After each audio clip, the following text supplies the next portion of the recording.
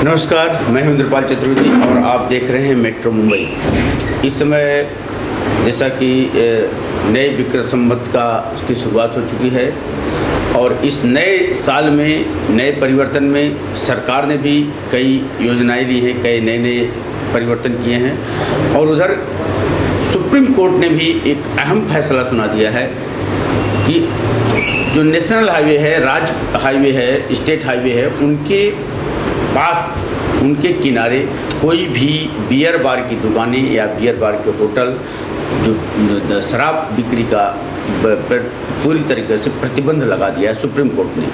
अब इसको लेकर के जहां एक तरफ सरकार को एक हमको आवक मिलता है, एक शुल्क मिलता है, वो शुल्क, वो जो कर है उसमें बहुत ज़्यादा प्रॉफिट होता है सरकार को और उससे उत्पाद के जरिए, उसके टैक्स के जरिए काफ़ी सरकार को अन्य कामों करने के लिए उपयोगी होता है, जिसकी सुप्रीम कोर्ट के इस आदेश के बाद सरकार को भी इसके ऊपर काफ़ी बहुत अड़चने आ रही है और सोचने के लिए मजबूर होना पड़ रहा है। हमारे साथ उत्तर मुंबई जिला के भारतीय जनता पार्टी के सांसद गोपाल सेठी जी बैठे हुए हैं और अधिवेशन इस समय लोकसभा का चल रहा है और इस समय आज चूँकि रामनवमी है इसलिए हमारे साथ में बैठे हुए हैं, लेकिन इनको कल हो सकता है लोकसभा में जाना पड़े।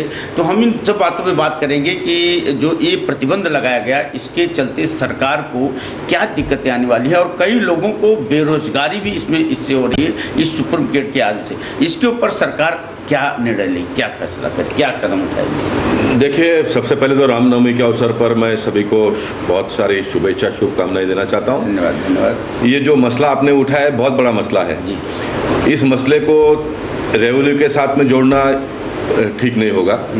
रेवेन्यू तो एक महत्व का बिंदु है जी, चाहे वो महानगर पालिका हो, राज्य सरकार हो, केंद्र सरकार हो, ये सारे सरकारों को चलाने के लिए जितने पैसे लगते हैं, कामगारों को पगार देना, डेवलपमेंट करना वगैरह वगैरह के लिए, तो ये सारा करने के लिए पैसा कहाँ से आएगा? तो पैसा आने का स्रोत 1, 2, 3, 4, 5, 6 ये सारे स्रोत होते हैं। उसमें से एक एक्साइज डिपार्टमेंट का एक बहुत बड़ा स्रोत है जो ये लिकर व्यवस्था के माध्यम से आता है। ये लिकर व्यवस्था को सिर्फ आप बार तक ही सीमित मत रखिए। जहाँ पर मैन्युफैक्चरिंग होता है वहाँ पर कामगारों का बहुत बड़ा जमावड़ा है। हाँ। जितने सारे बार है छोटे बड़े, उसमें बहुत बड़ा जमावड़ा है। हाँ। जो सुप्रीम कोर्ट का जजमेंट आया है, मैं मानता हूँ कि कोर्ट जजमेंट जो कायदे बने होते हैं उसके हिसाब से supreme court, high court judgement न्याय करते रहते हैं। कभी कभी न्यायालय को विशेष अधिकार भी है, देश के हित में, मानव हित में वो स्वयं अपना सुओ मोटो ऑर्डर भी दे सकते हैं, सरकार को सूचना भी कर देते हैं। सरकार को उन्होंने सूचना करना चाहिए।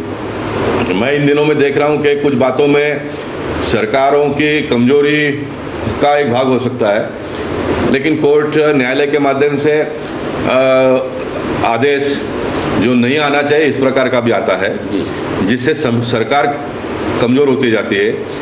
सरकार की जो व्यवस्था है उस पर से लोगों का विश्वास उठते जाता है। मैं मानता हूं कि अच्छी बात नहीं है।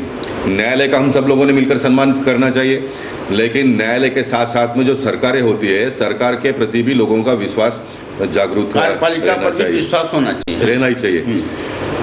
अब कोई एक व्यक्ति कोर्ट में जाता है, एक व्यक्ति कहता है कि भाई दारू पीकर किसी ने गाड़ी चलाया इसलिए मेरे घर के लोगों का मृत्यु हो गया। जो मृत्यु जिनकी हुई है उनके बारे में हम सबकी संवेदना है, ये भारतीय संस्कृति है, संस्कृति हो, संवेदना होनी चाहिए। लेकिन जिस राज्य में दारूबंदी है वहाँ पर भी एक्सीडेंट होते हैं। जितने देश में एक्सीडेंट हुए हैं उसमें से दारू पीकर कितना एक्सीडेंट हुआ है, दारू पिए बिगर कितना एक्सीडेंट हुआ है, इस बात को भी हमको देखना पड़ेगा। जब ड्रंक एंड ड्राइव का कायदा बना है, दारू पीकर अगर कोई गाड़ी चलाता है तो उसको पकड़िए, उसके पर आप कायदा कड़क करिए, उसका लाइसेंस रद्द करिए, ये सारी व्यवस्था भी है जी।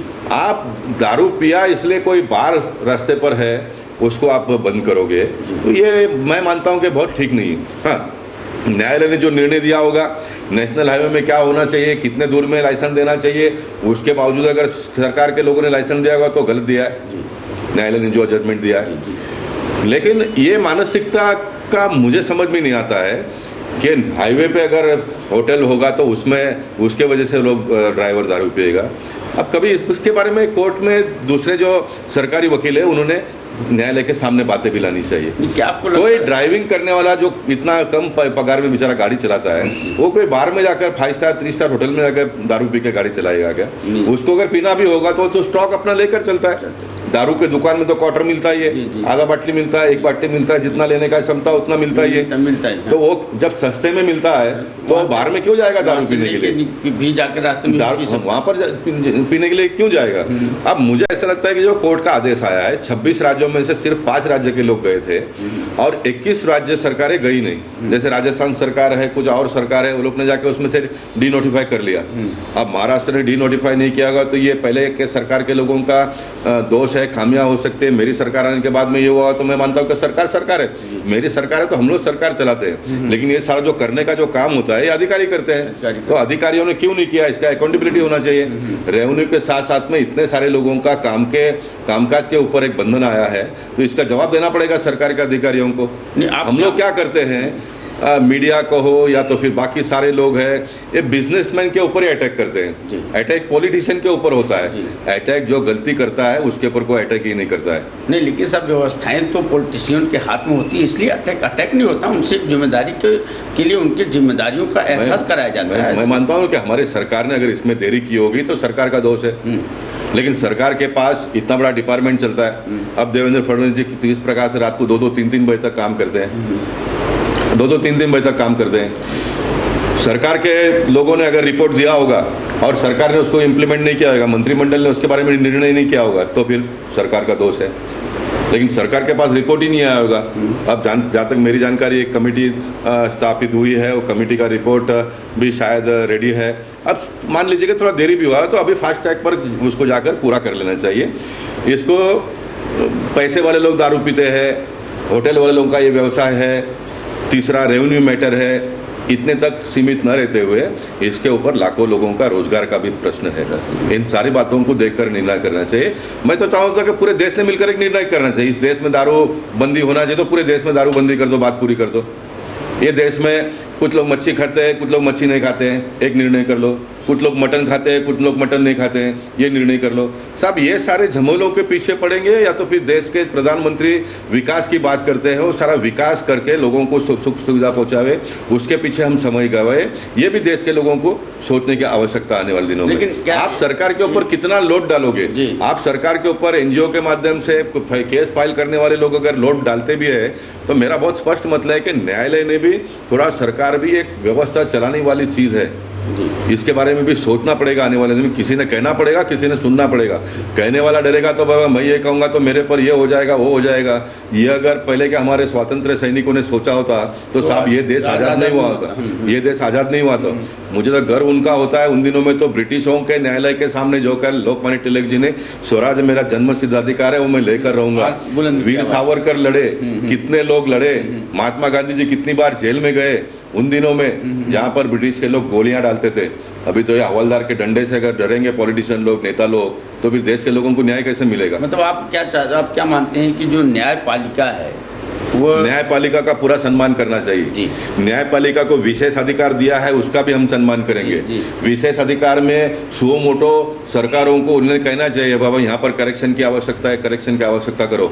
न्यायालय ने कहा है करेक्शन की आवश्यकता है, लोकसभा में विधानसभा में चुने हुए प्रतिनिधि है, बैठेंगे, बातचीत करेंगे। मैक्सिमम लोगों का लगता है कि न्यायालय ने जो बात कही है उसको हमको एक्सेप्ट करना है, एक्सेप्ट करेंगे। एक्सेप्ट नहीं करना है तो हमारा दूसरा बाजू है वो न्यायालय के सामने लेके जाके बताएंगे। खुली बातचीत करना चाहिए, खुले वातावरण में, खुले एटमॉस्फेयर में काम करना चाहिए। सरकार न्यायालय से डरेगी, न्यायालय सरकार के ऊपर हावी हो जाएगी। ये दोनों के कन्फ्रंटेशन में अगर सही बात सामने नहीं आएगी तो लोग परेशान हो जाएंगे।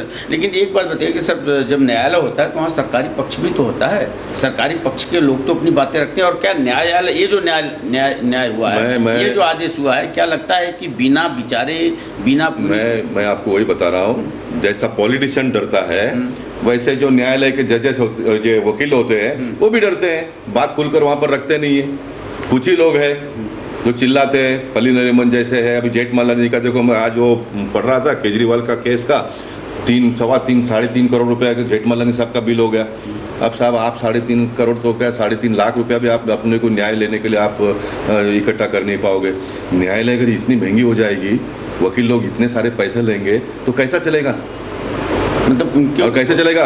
मुझे मालूम नहीं हो केजरीवाल का कौन सा मैटर है करके, लेकिन मैं बोलता 3.5 करोड़ रुपए का बिल जेठमलानी जी को देने के बाद में मुझे लगता नहीं कि केजरीवाल के केस में जेठमलानी जीत पाएंगे, है ना? इतना करोड़ों रुपए एक वकील का बिल हो जाता है। तो इसके ऊपर सरकार क्या अंकुश लगाएगी आने वालों की?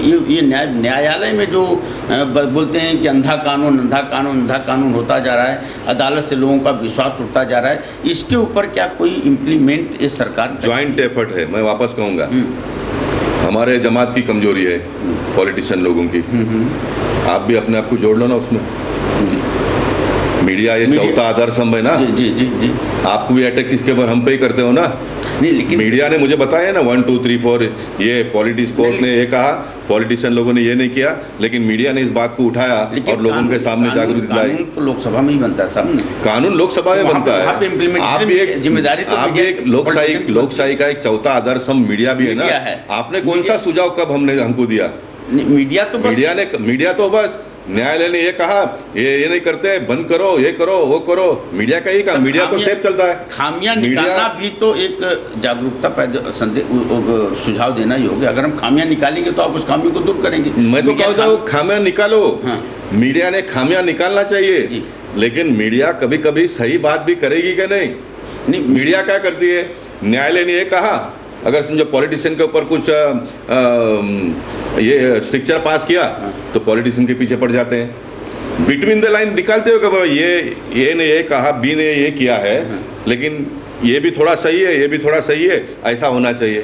ऐसा मीडिया तो कभी भी नहीं कहती है। नहीं, मीडिया के सामने तो जो बातें साहब आएगी, मीडिया उसको लेके जाएगी। वही तो मैं बोलता हूँ ना, मीडिया के सामने जो बात आई वो लेके जाकर टाइम पास करके लोगों का भी समय बिगाड़ना, रिजल्ट तो कुछ निकलना नहीं है। मेरा गुस्सा इसी के ऊपर है। लेकिन मैं मीडिया का भी बहुत सम्मान करता हूँ। मैं कहता हूँ कि मीडिया चौथा आधार स्तंभ है लोकशाही का।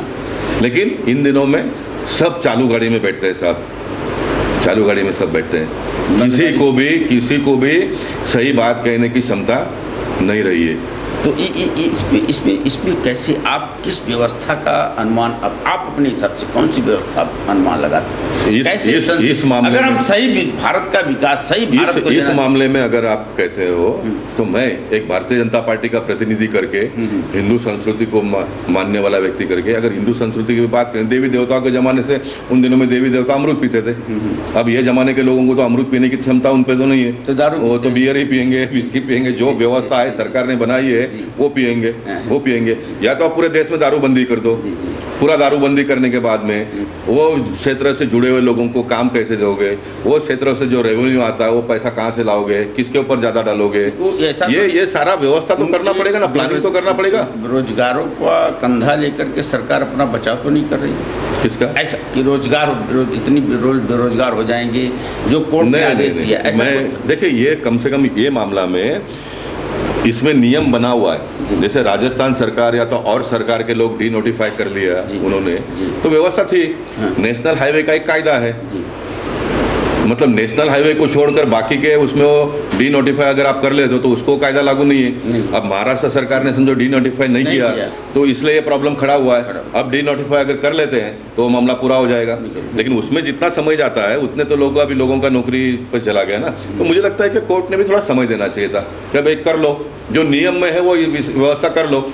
अच्छा, तो एक बात और, थोड़ा सा अगर हम अलग ये दोनों के बीच से हट के जाएं, आपने बताया ड्रिंक एंड ड्राइव का एक कायदा है ना, मैं कायदा बना हुआ है, उस कायदे को ड्राइवर लोगों को, मैं तो कहूंगा कि ड्राइवर लोगों को और सख्त करो, क्योंकि आप गाड़ी चलाते हो तो आपके ऊपर और लोगों की जान माल की रक्षा करने की जवाबदारी आती है। तो आपने गाड़ी चलाते समय तो पीना ही नहीं चाहिए।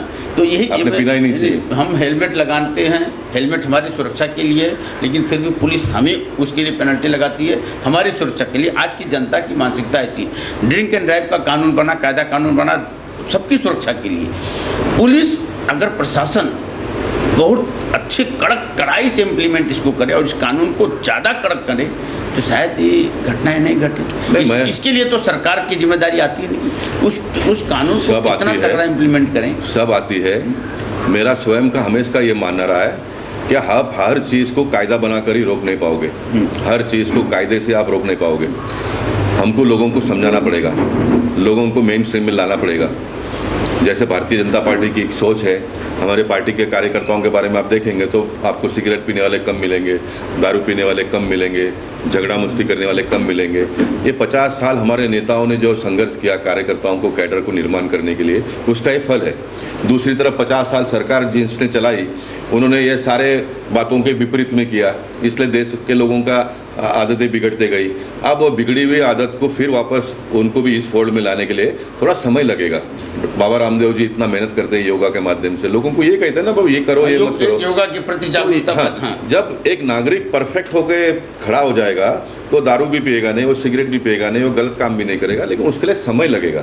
अब आप कहोगे कि 500 रुपये की जगह पे 1000 रुपये फाइन करो, 1000 रुपये के ऊपर 2000 रुपये फाइन करो। आपकी जानकारी के लिए हमें मुंबई शहर में पूरे देश भर में 450 भिखारी लोग हैं, बच्चे हैं।